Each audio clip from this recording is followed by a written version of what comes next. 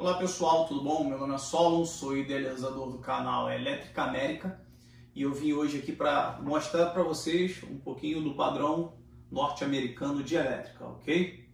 O nosso vídeo ele não vai ser editado porque não tenho tempo, não tenho um editor, então a gente vai mandar o vídeo do jeito que tá e vai seguir aí no canal para você ver aí como é que funciona, você que gosta de elétrica. Você que é um entusiasta da elétrica ou já é um eletricista experiente, trabalha aqui nos Estados Unidos ou no Brasil. Se você trabalha no Brasil, você vai comparar um pouquinho como é o sistema, né? As facilidades que a gente tem aqui. E se você já trabalha aqui em outro estado ou na Geórgia, você vai poder acompanhar aí um pouco e também me ajudar nas informações aí, caso eu cometa algum equívoco. Espero que não cometa, mas todos nós somos passíveis de erro, né? Então, se eu cometer um erro, a gente volta aqui e fala e conserta sobre o erro, ok? Primeiro eu quero falar com vocês sobre isso aqui. National Electrical Code, ok?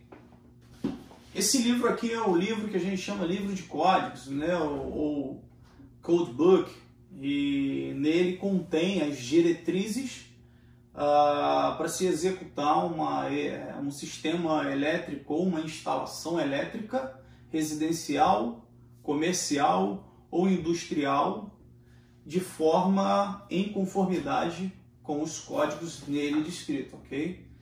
Ele é parecido com as NBRs lá, 5410 do Brasil, né? Que direciona aí também fornece as condições técnicas para execução de eletricidade aí no Brasil, tá bom? Então, tudo que um eletricista aqui executa tem que estar dentro, em conformidade com esse código.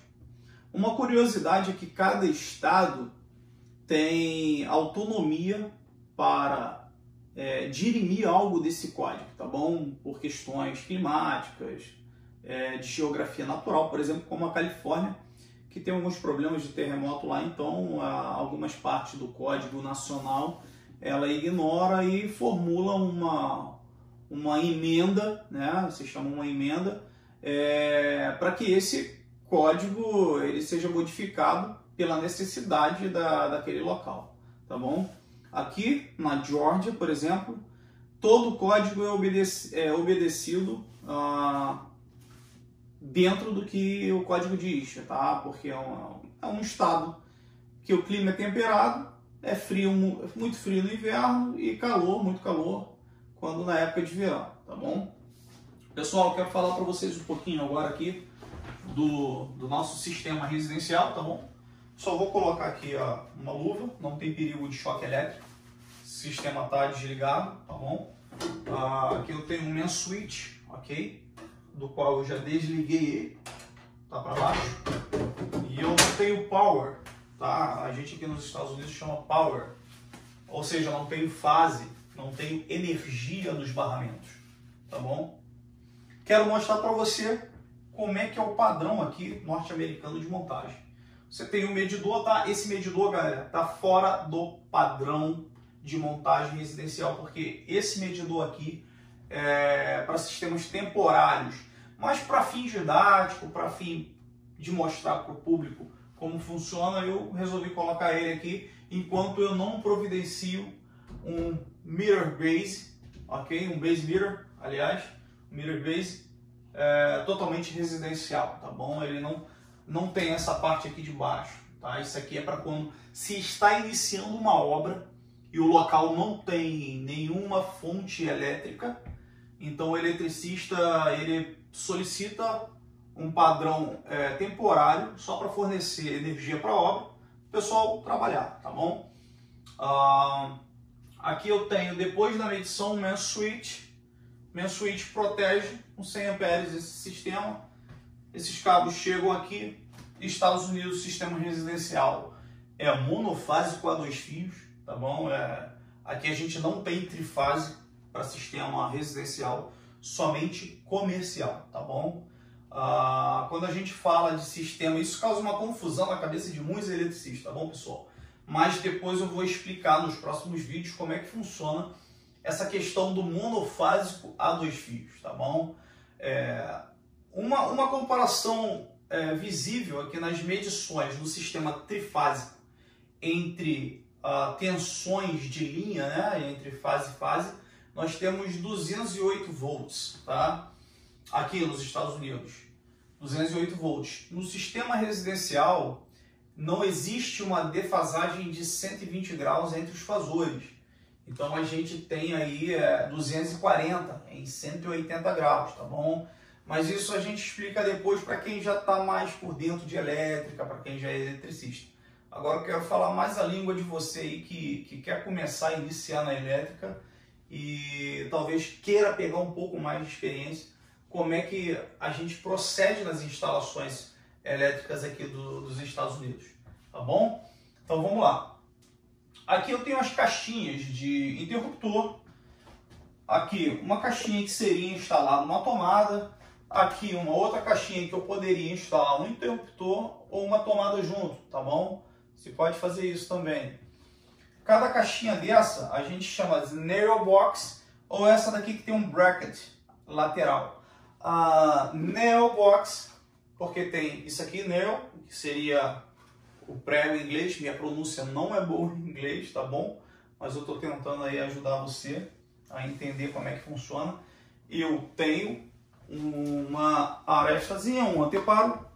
Esse anteparo ele impede que toda essa caixa fique faceada com o 2x4, né? Que é essa madeira que se chama 2x4 aqui. Ela tem isso para travar ele aqui e ela continuar com uma diferença acima dele, meio inch, para quando o instalador de drywall instalar o drywall aqui em cima, ela ficar flat com o drywall, ok? Então a gente coloca ela aqui e bate com o martelo aqui e prega ela. Essa daqui já é mais prática, porque é só a gente colocar ela aqui, ajustar na lateral a distância de colocação do drywall. A gente ajusta aqui através do parafuso e esses 2 parafusos seguram, que a gente chama de bracket, ok? Beleza. Importante deixar claro para vocês que aqui nos Estados Unidos o Electrical Code tem inscrições próprias para informar a quantidade máxima de cabos que podem ser inseridos aqui, tá bom? Aqui dentro dessas caixinhas já tem essas informações técnicas aqui da quantidade de cabos que vai ser inserido, tá bom?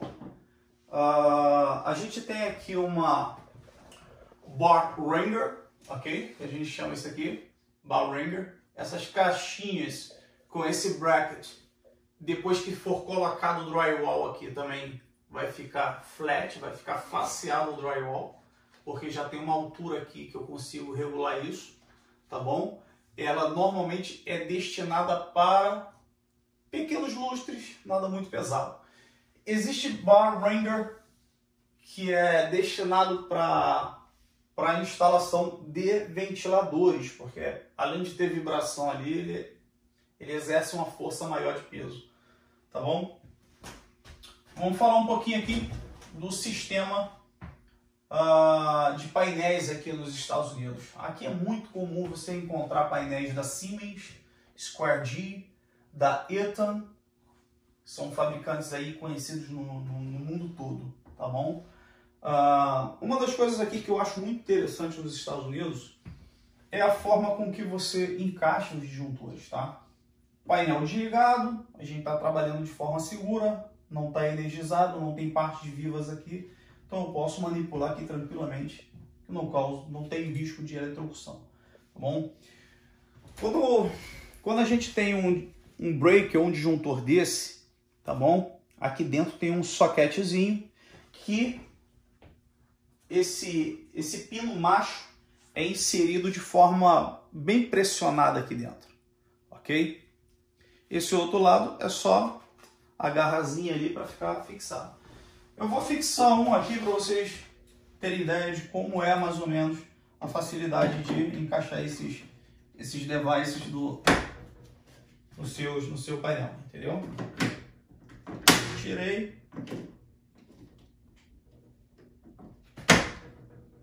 instalei, tirei, tá bom? Fácil.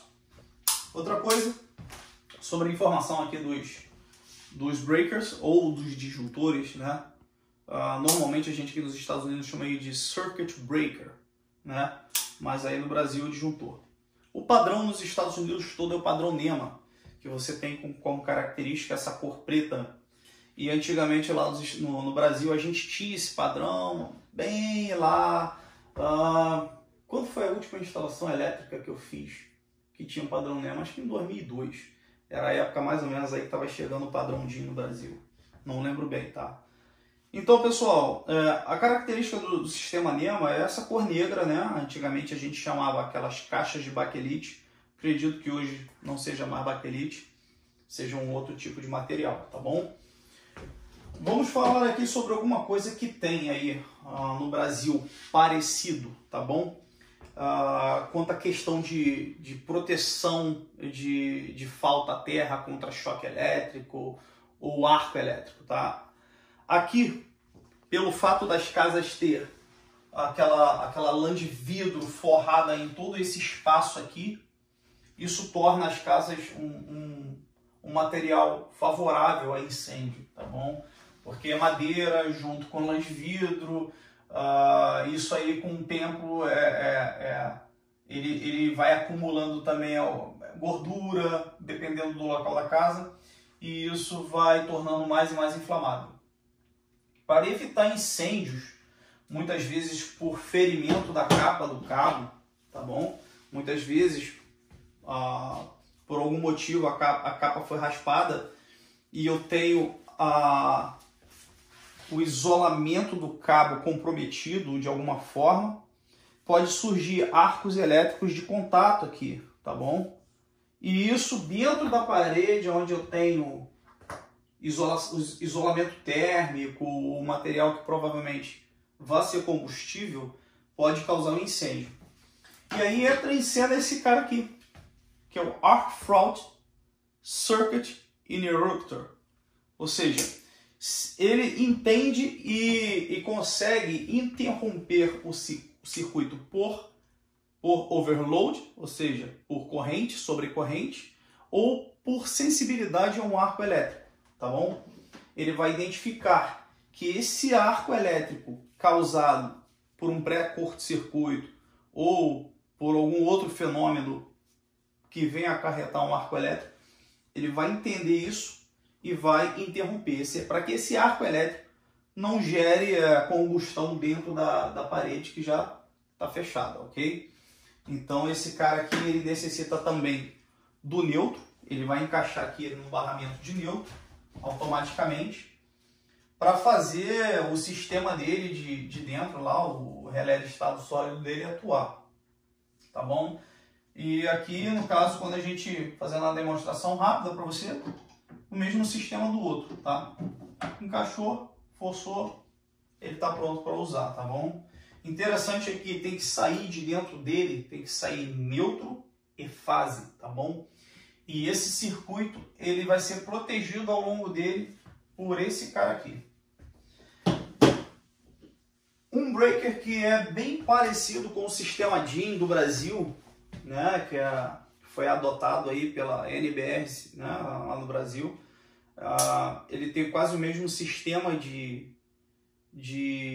interno de atuação, parecido com o sistema de interruptor diferencial residual, ou DR, né, chamado DR, disjuntor diferencial residual. Eu já não estou mais lembrado aí de como que é o sistema.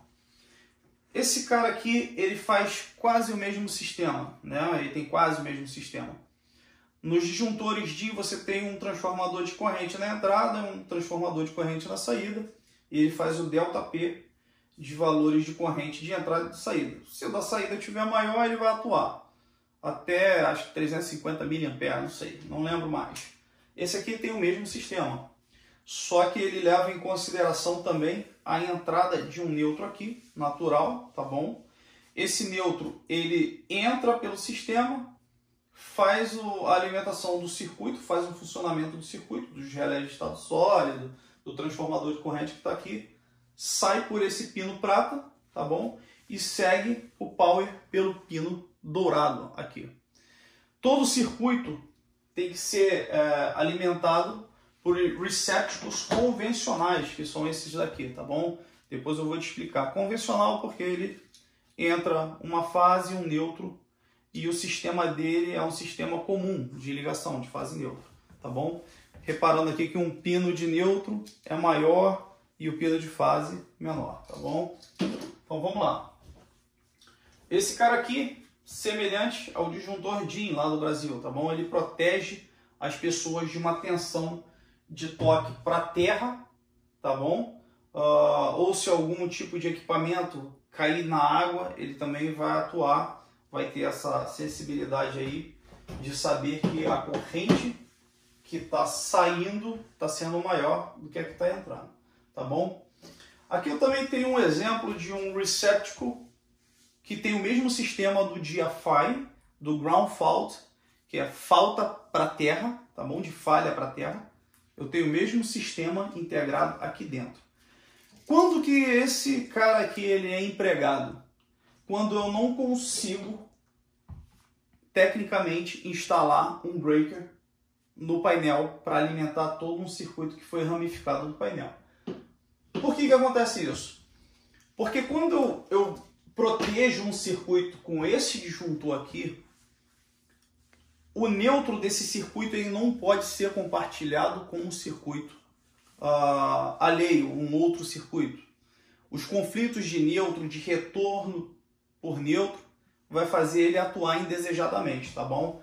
Então, se eu tenho um circuito que impossibilita de eu colocar o disjuntor, esse disjuntor aqui de falha para terra, eu tenho a possibilidade de pontualmente colocar um disjuntor num circuito de fase neutra e terra comum para que ele proteja de choques elétricos ou de fuga de corrente elétrica ou o que seja, tá bom? De uma falha para terra, tá bom?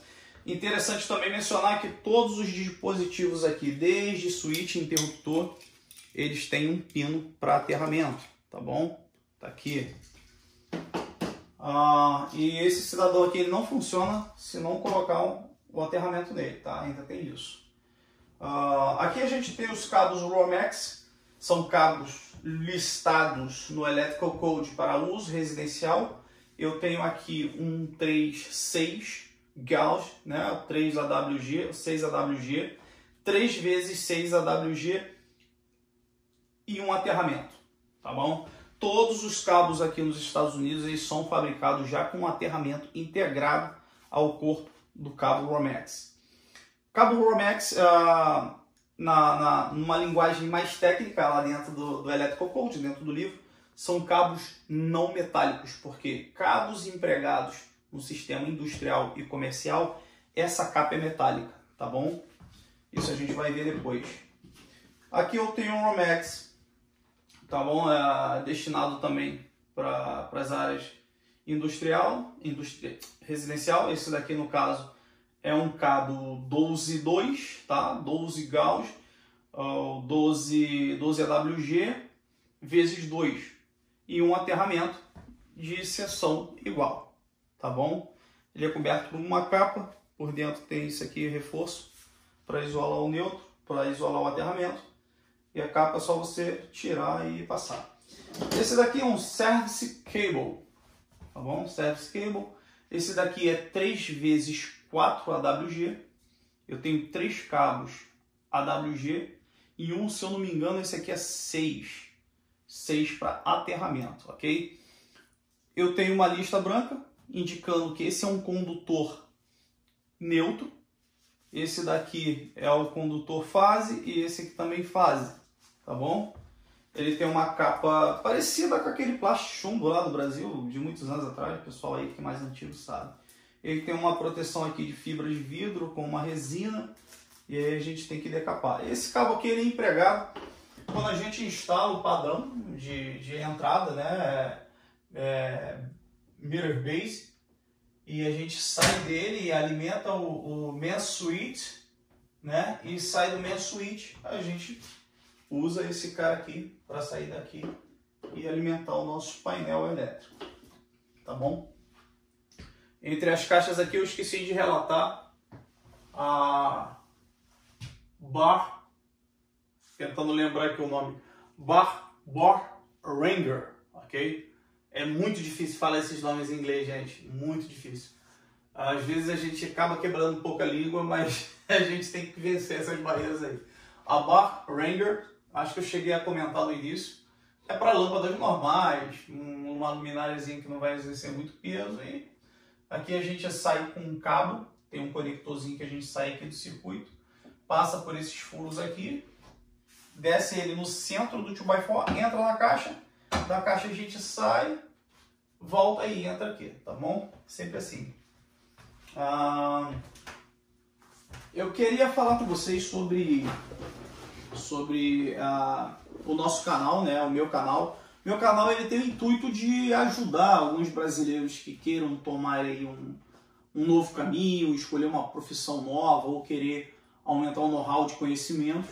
E a gente não tem encontrado muitos eletricistas brasileiros que consigam explicar com um pouco mais de facilidade as questões de elétrica aqui dos Estados Unidos, né? Então eu decidi fazer esses vídeos e tentar aí, os próximos vídeos a gente vai editar eles, vai fazer tudo com mais profissionalismo para poder tentar fazer com que você entenda melhor, tá bom? A gente vai ter alguns ensaios aqui, a gente vai fazer atuar esses caras aqui, simular a forma com que eles funcionam, entendeu? A gente vai dispor alguma coisa do código elétrico, para alguns vídeos sim, para outros não, tá bom? Porque às vezes fica muito enfadonho, fica muito técnico, tá bom? E eu não quero que a coisa fique enfadonha, que não fique técnica, porque a edição serve para isso, para deixar as coisas bem melhor, tá bom? Eu quero agradecer a você por ter ficado aí comigo. Demorei a fazer esses vídeos porque eu tive que montar tudo isso, tá bom? É uma estrutura muito complicada de montar e a gente aí sozinho fazendo tudo isso. Mas daqui para frente a coisa vai andar melhor e você vai ter a oportunidade de olhar os trabalhos aí que a gente vai fazer direto dentro do campo de trabalho, não somente aqui, tá bom? Fica comigo, até a próxima, muito obrigado, tá bom? Fala para os teus amigos aí do canal que moram nos Estados Unidos ou moram no Brasil, se tiver curiosidade de conhecer um pouco da nossa realidade aqui nos Estados Unidos, sobre a profissão de elétrica, só deixar um comentário aí no nosso canal aí que eu tento no máximo responder todo mundo, tá bom? Um abraço, fica com Deus aí, pessoal.